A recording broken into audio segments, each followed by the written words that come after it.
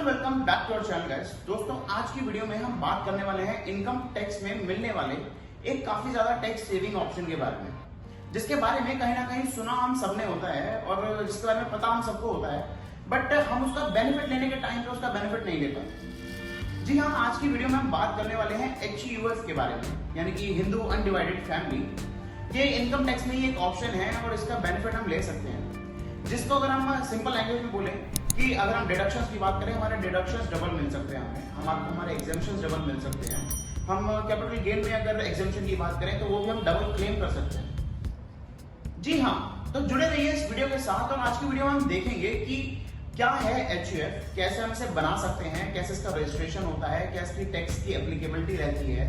उसी के साथ साथ हम वीडियो में ये भी देखेंगे कि कैसे HUF का लास्ट में पार्टीशन होता है और एट द एंड हम एक एग्जाम्पल के साथ भी देखने वाले हैं कि क्या ये हमारे लिए एक्चुअली में बेनिफिशियल है या नहीं। तो चलिए शुरू करते हैं।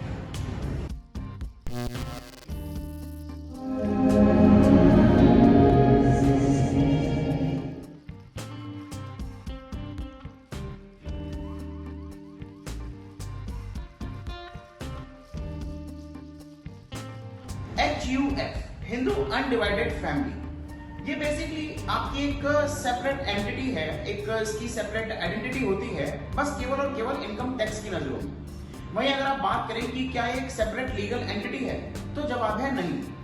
जैसे आपकी कंपनी होती है, LLP होती है, 1% कंपनी होती है, ये सारी एक सेपरेट लीगल एंटिटी है, उनका खुद का अस्तित्व है। वहीं अगर आप बात करें HUF की, तो HUF कहीं ना कहीं फैमिली मेंबर्स ही कंट्रोल करते हैं और उनका कोई भी अलग से सेपरेट उनकी आइडेंटिटी नहीं है। इसीलिए केवल और केवल इनकम टैक्स का बेनिफिट लेने के लिए इनकम टैक्स की नजरों में HUF को क्रिएट किया जाता है। अब HUF नाम से तो लगता है कि ये एक हिंदू अनडिवाइडेड फैमिली है और केवल हिंदूज ही इसका बेनिफिट ले सकते हैं, पर ऐसा भी नहीं है। अगर आप सिख हैं, जैन हैं, बुद्धिस्ट हैं, तो भी आप अपनी HUF क्रिएट कर सकते हैं और इनकम टैक्स में जो भी बेनिफिट मिल रहे हैं आप वो सब क्लेम कर सकते हैं। ये तो जरा सी बात हो गई कि क्या है HUF। अब हम पहले ये देखते हैं कि कौन कौन HUF के मेंबर होते हैं और कौन कौन HUF के को पार्टनर होते हैं। सी HUF में दो वर्ड होते हैं, एक बेसिकली होता है को पार्टनर और एक होता है मेंबर, जिनका डिस्टिंग्विश हम वीडियो में थोड़ा आगे चल के करेंगे। सी HUF जिसमें कि लास्ट वर्ड है फैमिली, यानी कि परिवार। तो अगर आप सबसे स्मॉलेस्ट चेन की बात करें एक फैमिली में, तो वो हो गया एक पर्सन, उसका स्पाउस और उसके चिल्ड्रन। तो अगर ये तीनों हैं तो आप एक HUF क्रिएट कर सकते हैं। अब इस पे भी काफी ज्यादा विवाद रहता है कि HUF कब क्रिएट होती है। HUF एक पर्सन की शादी पे क्रिएट हो जाती है कि भाई आज मैरिज हो गई तो आज से हम HUF हमारी क्रिएट होगी, या वो क्रिएट होती है एक फर्स्ट चाइल्ड पे कि अब हमारी शादी हो गई, पहला चाइल्ड हो गया तो अब से हमारी HUF क्रिएट होगी। तो ये काफी डिस्प्यूटेड ओपिनियन रहते हैं इस पे, बट कहीं ना कहीं अगर आप मेरा पॉइंट ऑफ व्यू माने तो अगर आप जिस दिन से आपकी मैरिज हुई है उस दिन से आप अपनी HUF क्रिएट कर सकते हैं। उसमें दो को पार्टनर होने जरूरी हैं और वो मैरिज वाले डेट पे हो जाता है। अब हम इसके साथ साथ बात कर लेते हैं कि एक पर्सन मैक्सिमम कितनी HUF का मेंबर हो सकता है या को पार्टनर हो सकता है। सी एक हो गई आपकी HUF, यानी कि आप, आपके स्पाउस और आपके चिल्ड्रन। उसी के साथ साथ एक हो गई आपके फादर की HUF, जिसमें कि आपके फादर, आपके मदर और आपके ब्रदर एंड सिस्टर्स, यानी कि आपके सिबलिंग्स। उसी के साथ साथ एक हो गई आपके ग्रैंडफादर की HUF, अगर आपके ग्रैंडफादर अभी तक भी अलाइव है तो आप बेसिकली काफी सारे HUF का पार्ट हो सकते हैं, जिसको बेसिकली हम ऐसे कह सकते हैं कि एक लार्जर HUF, यानी कि ग्रैंडफादर वाली HUF में काफी सारी HUF हो सकती हैं। एक आपके फादर की HUF हो गई, एक आपकी HUF हो गई, एक आपके ब्रदर की HUF हो गई, जस्ट लाइक दिस। अब हम इसी के साथ साथ बात कर लेते हैं कि HUF चलाता कौन है, HUF का कर्ता जिसको बोलते हैं वो कौन होता है। जो भी उस फैमिली का सीनियर मोस्ट मेंबर होता है वो उस HUF का कर्ता होता है। अगर आप ऐसे मान लीजिए कि किसी परिस्थिति में या किसी वजह से, इलनेस की वजह से, वो जो सीनियर मोस्ट मेंबर है वो उस HUF का कारोबार नहीं संभाल पा रहा है, उसमें काम नहीं कर पा रहा है, उसमें ध्यान नहीं दे पा रहा है, तो जो भी उससे नेक्स्ट सीनियर मोस्ट मेंबर होगा वो उस HUF का कर्ता होता है और वही एक तरीके से ऑथराइज्ड रिप्रेजेंटेटिव जिसको बोलते हैं वो होता है। अब जो हमने थोड़ी देर पहले बात करी थी कि को पार्टनर और मेंबर दो चीजें होती हैं HUF में, इनमें क्या डिफरेंस होता है। बिकॉज कहीं ना कहीं HUF में आपने सुना होगा कि ये HUF का मेंबर है, कभी आपने सुना होगा ये HUF का को पार्टनर है, तो क्या है इनमें डिफरेंस।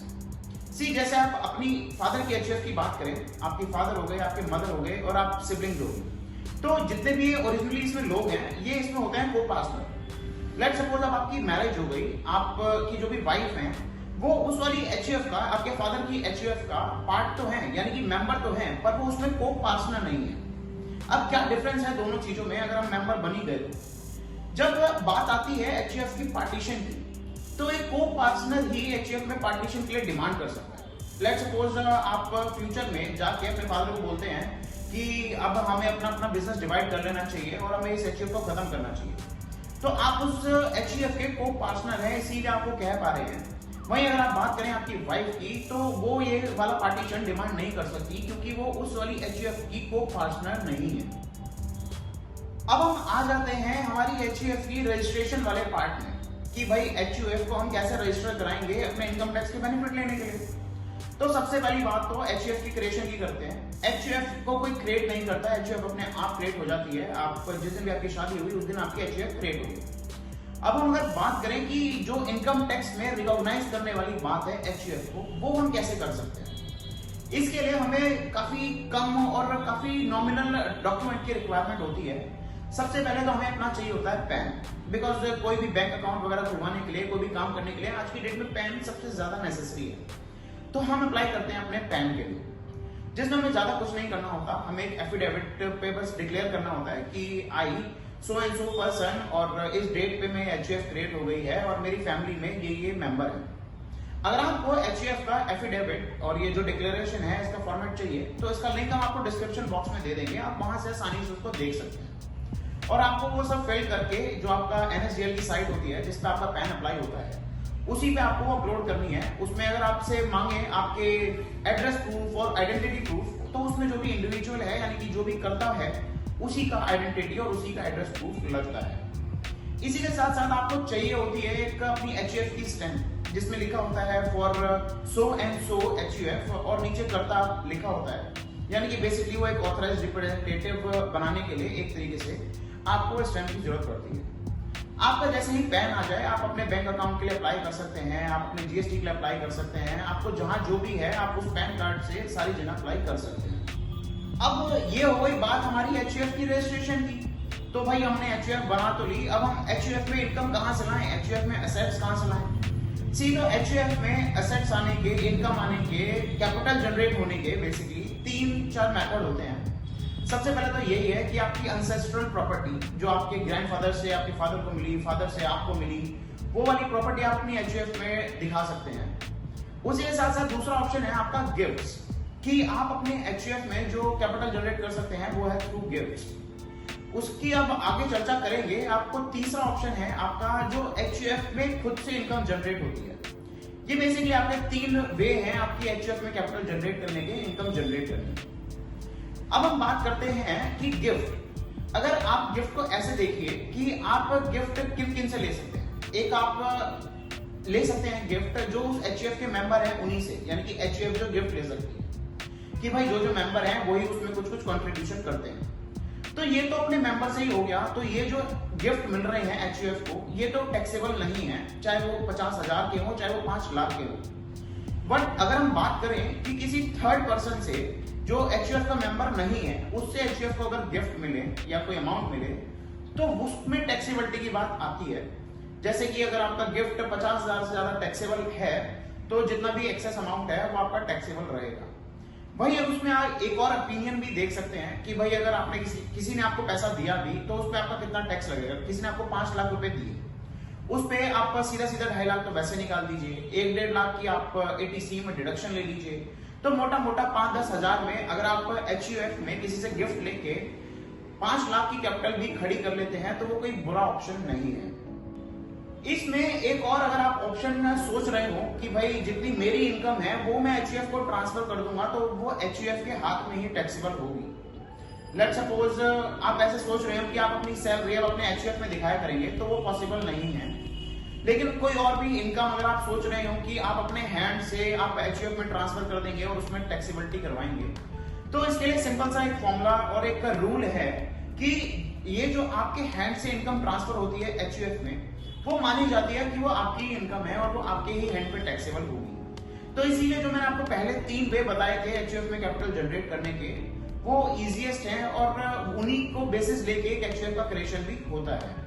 अब हम बात कर लेते हैं टैक्सेबिलिटी क्या रहती है हमारी एचयूएफ में, बिकॉज ये हमें एचयूएफ कैसे बनानी है, कैसे रजिस्ट्रेशन कराना है, कैसे उसमें कैपिटल जनरेट करना है, ये सब हम देख चुके।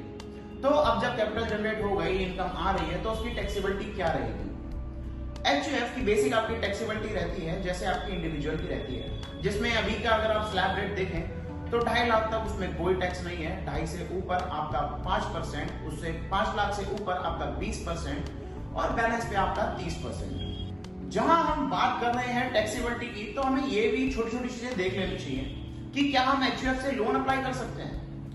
हाँ, आप एचयूएफ से लोन अप्लाई कर सकते हैं, उसमें कोई दिक्कत नहीं है। बट आजकल बैंक्स भी काफी ज्यादा उनको नॉलेज है इस चीज की कि भाई देखो एचयूएफ कोई भी एक अलग एंटिटी तो है नहीं, तो इसीलिए यूजुअली बैंक आपके जो आप एचयूएफ से लोन अप्लाई करते हैं उसमें एक को पार्टनर को एक को एप्लीकेंट बना लेते हैं कि वो जो आपको लोन देते हैं वो जॉइंट ओनर्स को देते हैं, जिससे अगर कल की डेट में एचयूएफ का पार्टीशन हो जाता है, एचयूएफ डिसॉल्व हो जाती है, तो किसी दूसरे इंसान से यानी कि दूसरे को पार्टनर से वो अपनी लोन की रीपेमेंट करवा पाए। चलिए तो हम ये भी देखते हैं कि क्या एक एचयूएफ जिसको एक तरीके से इनकम टैक्स में एकदम अलग ही आइडेंटिटी मिली हुई है, क्या वो पार्टनर, डायरेक्टर ये सब बन सकती है किसी पार्टनरशिप फॉर्म में या किसी कंपनी में? तो इसमें हमें ये देखना होगा कि उसकी कोई लीगल आइडेंटिटी नहीं है, यानी कि एचयूएफ अपने हैंड पे कहीं भी पार्टनर, कहीं भी डायरेक्टर नहीं बन सकती। लेकिन हाँ, एचयूएफ शेयर होल्डर जरूर बन सकती है किसी कंपनी में, यानी कि वो किसी भी कंपनी के अपने नाम पे शेयर होल्ड कर सकती है। अब जैसे होता है कि भाई जो शेयर होल्डर होते हैं, जो मेजॉरिटी शेयर होल्डर होते हैं, वो एक नॉमिनी बनाते हैं अपने नाम का कि भाई ये फलाना डायरेक्टर हमारी तरफ से हम नॉमिनेट कर रहे हैं, तो वो एक एचयूएफ कर सकती है और उस बेसिस पे ही एचयूएफ का वर्क होता है। उसी के साथ साथ अगर हम बात करें पार्टनरशिप फर्म की, तो वो भी ऐसे ही चलता है। एचयूएफ बेसिकली अपनी तरफ से पार्टनर नॉमिनेट करती है और उसमें ऐसे लिखा जाता है कि Ravi Goyal is the partner nominated by Ravi Goyal and HUF. तो बेसिकली इस तरीके से हम पार्टनरशिप फर्म में पार्टनर बनते हैं एचयूएफ से और एक कंपनी में डायरेक्टर के लिए नॉमिनेट हो पाते हैं। तो अब किसी एग्जांपल पे जाने से पहले या एचयूएफ के पार्टीशन पे जाने से पहले हम पहले देख लेते हैं कि अभी तक हमने एचयूएफ के बारे में क्या सब जाना। एचयूएफ एक सेपरेट आइडेंटिटी है in the name of income tax. उसका अपना पैन होता है, वो अपनी खुद की डिडक्शन क्लेम कर सकती है अंडर सेक्शन 80D या और भी जो सारी डिडक्शन इनकम टैक्स में मिलती है। उसी के साथ साथ एचयूएफ अपने मेंबर्स को सैलरी दे सकती है अगर उनके मेंबर उसमें एक्टिवली पार्टिसिपेट कर रहे हैं तो। उसी के साथ साथ अगर एचयूएफ अपने मेंबर्स से या किसी से भी लोन वगैरह लेती है तो वो उनको भी इंटरेस्ट दे सकती है अकॉर्डिंगली। एचयूएफ अपनी खुद की इन्वेस्टमेंट्स कर सकती है, उस पर उन्हें अकॉर्डिंगली टैक्स देना होता है। वहीं अगर हम बात करें इसमें टैक्स रेट की कि क्या स्लैब रेट लगेगा, तो वो लगता है इंडिविजुअल वाला। अब हम आ जाते हैं हमारी एचयूएफ के पार्टीशन पे और एचयूएफ के थोड़े डिसएडवांटेजेस पे। उसके बाद हम देखेंगे कि क्या एचयूएफ सही में बेनिफिशियल रहती भी है या नहीं, एक एग्जांपल के थ्रू। तो बेसिकली अगर आप बात करें एचयूएफ के डिसोल्यूशन की, जैसे कंपनी डिसॉल्व होती है, पार्टनरशिप फर्म डिसॉल्व होती है, तो एचयूएफ आपकी ऐसे डिसॉल्व नहीं हो सकती। ये एक इसका डिसएडवांटेज भी है। एचयूएफ को आपको केवल और केवल एचयूएफ का पार्टीशन हो सकता है। वहीं अगर आप बात करें पार्शियल पार्टीशन की कि भाई एक दो मेंबर चले गए, तो वो भी इनकम टैक्स में अलाउड नहीं है, रिकॉग्नाइज नहीं है। आपका एचयूएफ का केवल और केवल फुल पार्टीशन ही हो सकता है कि आप एचयूएफ को कंप्लीटली डिसॉल्व भी आपको करना पड़ता है। हालांकि ये बात अलग है कि जो एचयूएफ का पार्टीशन होता है वो कोई टैक्सेबल इवेंट नहीं है इनकम टैक्स में, उसमें कोई भी ऐसा टैक्स वगैरह की इम्प्लीकेशन निकल के नहीं आती है। अब हम बात करते हैं एचयूएफ के कुछ डिसएडवांटेजेस की, बिकॉज ये अगर कोई चीज अपने साथ एडवांटेजेस लेके आ रही है तो उसके डिसएडवांटेजेस कहीं ना कहीं रहते हैं। तो हम बात करते हैं कि क्या है वो डिसएडवांटेजेस। अगर आप बात करें एक एचयूएफ की, तो उसमें जितने भी मेंबर ऐड होते रहते हैं, लेट सपोज आप हैं, आपका स्पाउस है, आपके एक चाइल्ड है, आपका दूसरा चाइल्ड हो गया, आपका तीसरा चाइल्ड हो गया, तो जितने भी एचयूएफ के मेंबर होते हैं उन या को पार्टनर होते हैं, उनको बेसिकली इक्वल राइट मिलता है। ऐसा नहीं है कि फलाना इंसान ज्यादा काम कर रहा है तो उसका ज्यादा शेयर है, ज्यादा राइट है, और फलाना इंसान डोरमेंट है, वो काम ही नहीं कर रहा तो उसका कोई राइट नहीं है। अगर आप एक एचयूएफ के मेंबर हैं, एक एचयूएफ के को पार्टनर हैं, तो आपके इक्वल राइट है। इससे बेसिकली दिक्कत क्या होती है कि over the period of time आपके राइट आपके डिसॉल्व होने लगते हैं और आप उतना इंटरेस्ट नहीं ले पाते एचयूएफ में। अगर आप ज्यादा काम भी कर रहे हैं तो वो रिकॉग्नाइज नहीं होता, आपको उतना उसके लिए बेनिफिट नहीं मिलता। जहां हमने बात करी थी पार्टीशन की कि इसमें फुल पार्टीशन ही होता है, और वो अपने आप में, अगर आपको पता होगा, पार्टीशन एक काफी कम्बरसम प्रोसेस है, वो इतना आसान नहीं है। और अगर आप बात करें एक लार्ज एचईएफ की, जिसमें कि आपके ग्रैंडफादर साहब हैं, फादर हैं, आप सारे सिबलिंग्स हैं, और आपसे भी नीचे अगर आपके डिसेंडेंट्स हैं तो और आपका कोई जॉइंट बिजनेस चल रहा है, उस केस में काफी ज्यादा मुश्किल हो जाता है एक पार्टीशन करना। और खासकर अगर आप बात करें एचईएफ की, तो वो एक बहुत ही कम्बरसम और हैजलफुल प्रोसेस है। अब बात करते हैं कुछ कंप्लायंस से रिलेटेड इसके डिसएडवांटेजेस की। बेसिकली होता क्या है, अगर एक बार एक एचईएफ फॉर्म हो गई, आपने एचईएफ का पैन वगैरह अप्लाई कर दिया, एचईएफ की रिटर्न फाइल कर दी, और उसके बाद जो होता है कि आपको हर साल उसकी रिटर्न फाइल करनी होती है। तो ये मैटर नहीं करता कि आप एचईएफ से काम कर भी रहे हैं या नहीं कर रहे, एचईएफ में अब कुछ हो भी रहा है नहीं हो रहा, आपको एचईएफ की नल की रिटर्न हर साल फाइल करनी होती है।